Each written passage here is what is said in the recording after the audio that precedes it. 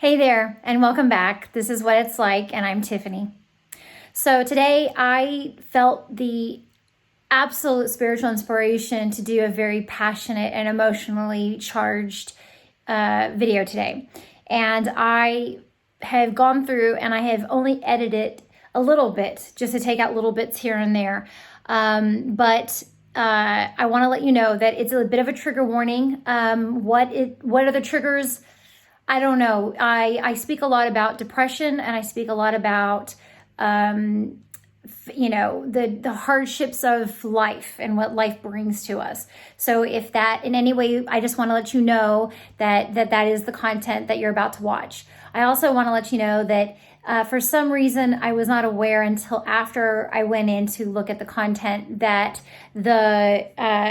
unfortunately, I was sitting in my car and when this moment occurred to me, and I felt, as I have with many occasions with this sort of thing, felt the absolute need to record it right then without thinking much about the circumstance I was in.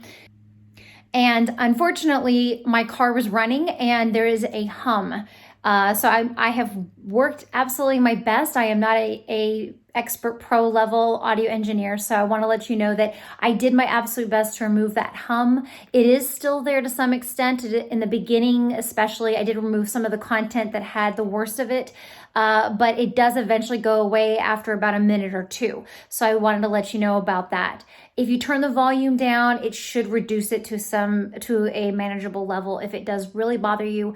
But I do ask you to please, if you can, get through it, because I do feel that if this information in any way you feel drawn to it, I feel that it genuinely comes to you from a place of good heart, good love, and all creation comes to you through this message. So please do your best to go through that and listen to it if you can. And one more thing, I want you to understand that my use of these terms is something that is, to me, the words that best describe the experience that I think that is universal, that we all go through. It is not isolated to just myself. So my use of the word oppression is very specific. It is not meant to in any way diminish the struggle that many people face on this planet today, where they feel oppressed because of the way they look and their choices in life. So I want you to understand that I did use the word oppression very cognitively. I was very aware of my use of that word. So please stick by me and understand that I am in no way diminishing anyone else's struggle in this life, okay? Thank you for your understanding. Thank you so much for joining me today. I really appreciate you. Thank you. My depression, and I think that it is the case with so many other people, is a side effect of feeling completely compressed, completely oppressed. Like somebody in your life, your family, your relationships, your friendships, whatever it was, society, it doesn't matter what it is, that it was in some way or another conditioned you to feel like you had to stay contained, that you had to stay depressed. And the only way to survive life and the only way to get through life and be intact and to stay whole was to stay depressed. And that's what I feel like it is. Yes, it is linked to all kinds of things like imbalances in the brain and things like that. But the thing is that I wonder where that imbalance came from.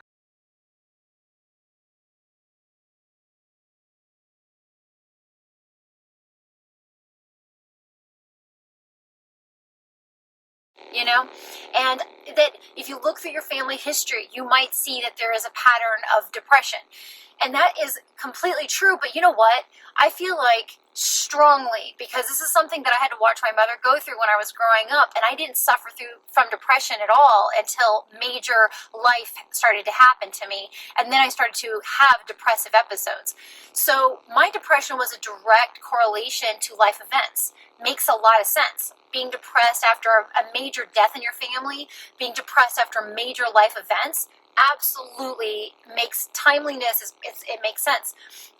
But it's that what proceeded to continue to happen for me was this sense of feeling stifled, this sense of feeling that I could not be myself, I couldn't live my truth, I couldn't be expressed in the way that I wanted to express.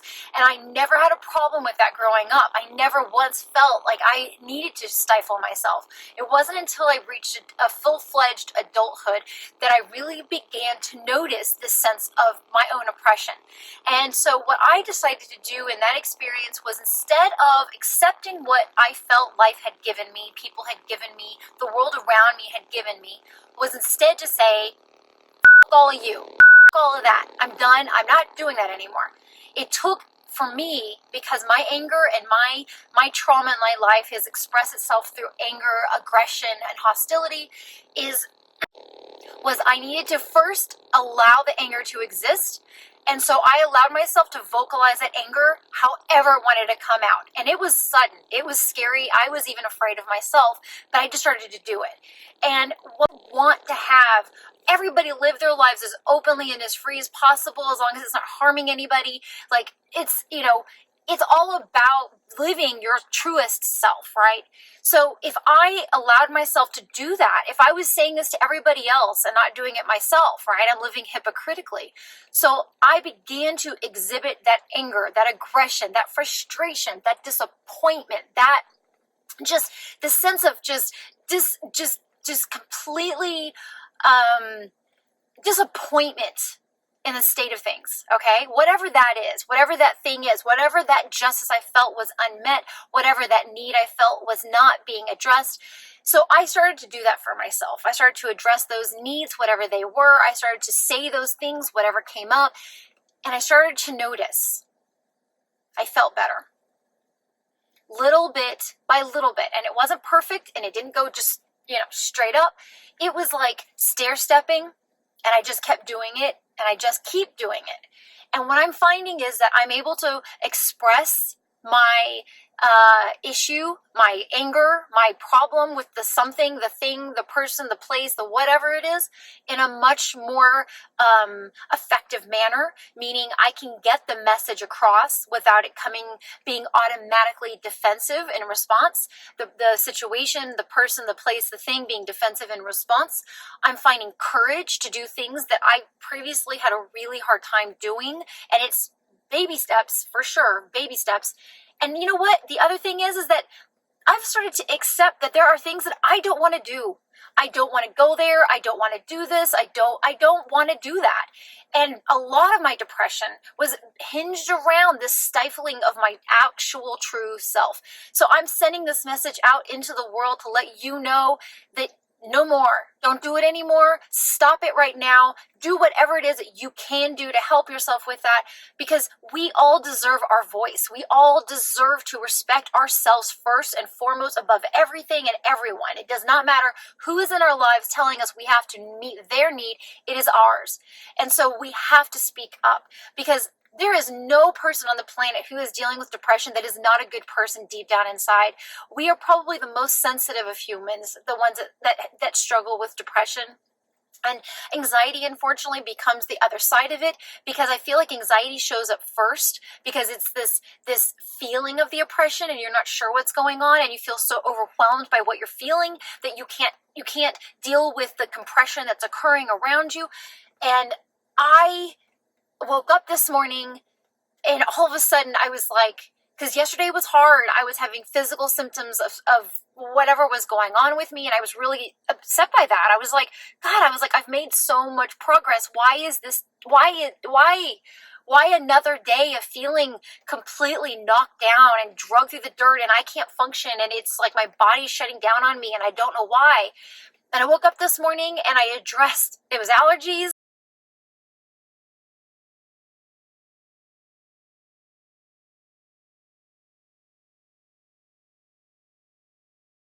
It was making it 20 times worse. I can't even believe to tell you. That is almost embarrassing to have to realize and express and admit.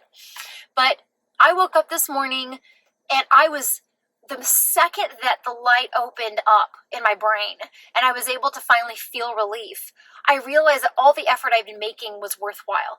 Every act of sobriety I've been taking was worthwhile. Every act of expression I was doing was absolutely the remedy. And I am not going to say I will never deal with a depressive episode again. Unfortunately, depression is not like that. But I have found my solution through simple acceptance and addressing of myself. So please, today, do something that is you expressing yourself, please, just in whatever little way you can manage. For me, it started off very small at first because it felt really uncomfortable. It felt like I was purposefully injuring myself in order to get myself free. But I was willing to do it because something in my brain, God, the God molecule, the spirit molecule, the guardian angel, whatever it is, whatever that is, came and said, you've got to do this. You will die if you don't do this. And I don't know what die means. I don't know what death means. All I know is that I had to do it. Otherwise, there was no more future for me. I had to do it. So please, today, do this, some little thing. And then eventually, one day, it became big for me. All of a sudden, I had to yell and scream and get angry. And it wasn't at people. It was just at the state of things, okay? The things in this world that I absolutely disagree with.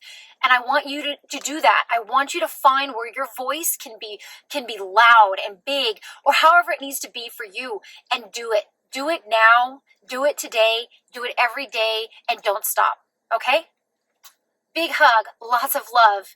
You are loved, you are important, and you need to be in this world. We need you. Thank you for joining me today. Please like and subscribe. I look forward to seeing you.